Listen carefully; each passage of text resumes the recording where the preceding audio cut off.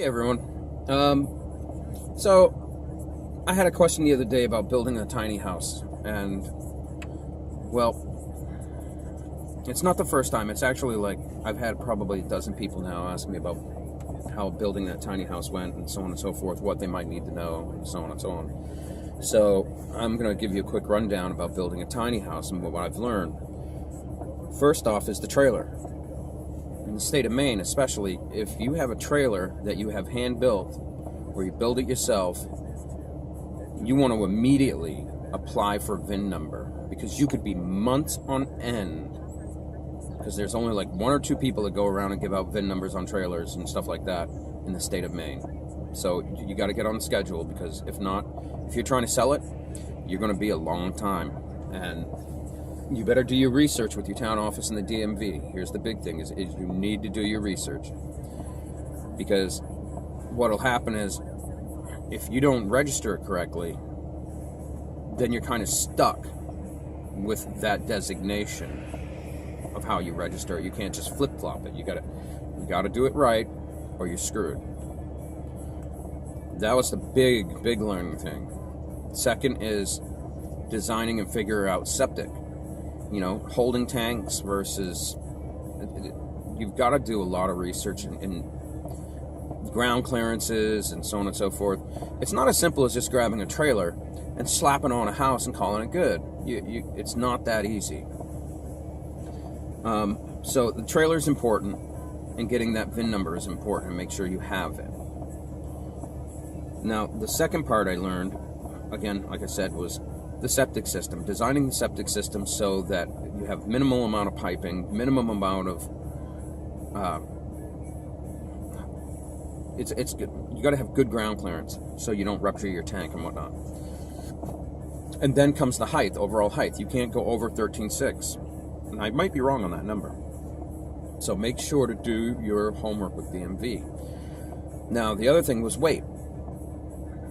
10,000 pounds was like this thing where it couldn't go over 10,000 pounds for certain reasons and so on and so forth, but there was a loophole, and I don't remember the loophole, but you want to make sure that you do your homework. Now, as for the reason I'm not building tiny houses and putting them out for sale, is because they're a huge investment, like say flipping houses, any type of structure like that. For me to do it, I would go bankrupt, because I don't have the capital to just start flipping houses, so to speak. So to build a tiny house on a trailer, what I've learned is you can get away with, if you really dig and pull out a bunch of crap and you build a very minimalistic, and I do mean minimalistic, tiny house, you could probably get away for about $5,000 if you found the trailer and all this other stuff, and you got recycled materials and you did all this work, and you didn't count your labor. Now, I know for a fact that some of the stuff that we did on the tiny house was thousands and thousands of dollars, and say if I was to count labor and everything else on that one that we did, in order to turn a profit, we'd have to sell it for $75,000. So $5,000 trailer, which is just bare minimal with recycled stuff and some crap, you could sell it for $7,000-8,000 and make a good profit.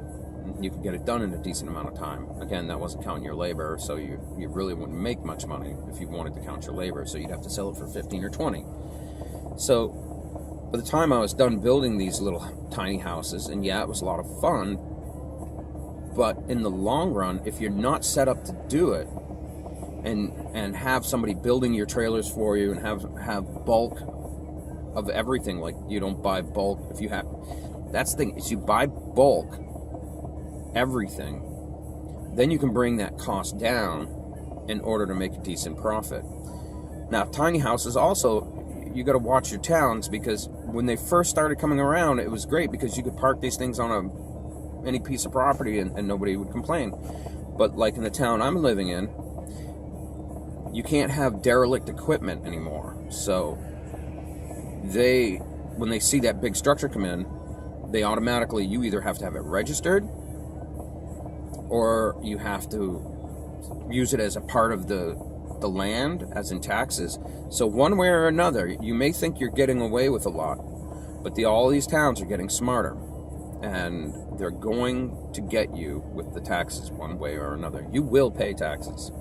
You will pay for that structure, whether you're registering it for the road or whether you're whatever, but you will pay some sort of tax. And yes, the taxes to register it and everything will probably be a lot cheaper, but it's still going to cost you money, so you're not getting away with paying nothing.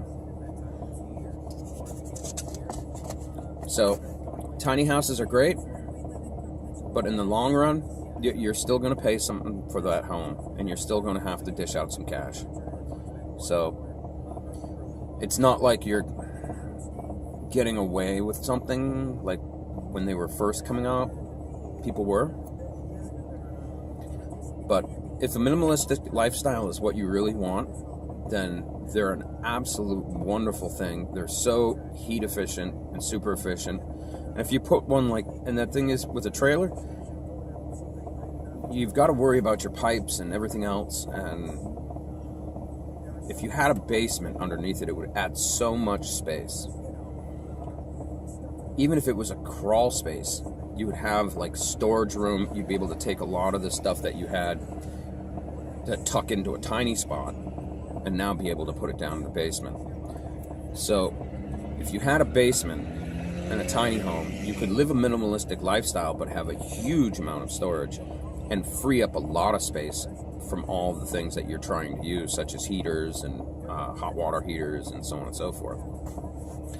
So there's a lot of things to consider when building tiny houses, and it's not as simple as just going out and grabbing a trailer and throwing stuff on it. You have to worry about a lot of things, and you have to register it.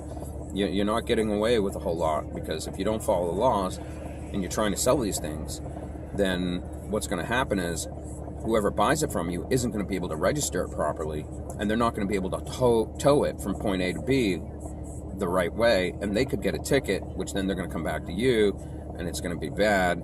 So you need to do your research on DMV, and you need to check your town laws, and you need to be honest with them, because if they catch you in a lie, they can flip-flop on you and they can get you. So have fun with building your tiny house. It's a great way to live if that's what you're into. And that was my learning experience with building a tiny house.